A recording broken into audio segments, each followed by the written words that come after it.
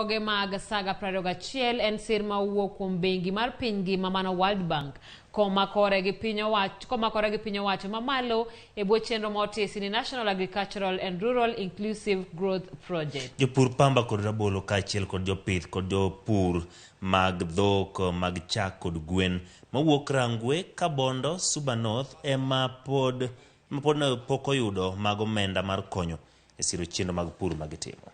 And what is more gratifying is the testimony by the farmers themselves that this program is working.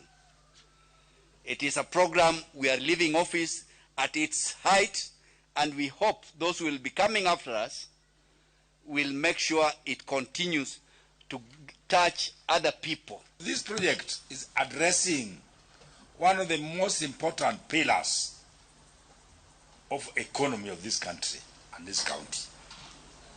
NAREC is a World Bank funded project together with the county government and the national government. This money is part of our budget. It's not outside the budget. It forms part of our budget. It's a conditional grant to the budget.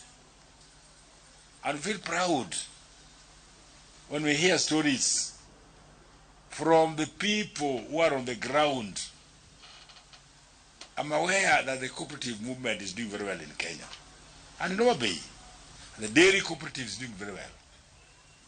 We're encouraging other people go into cooperatives because that's the way forward.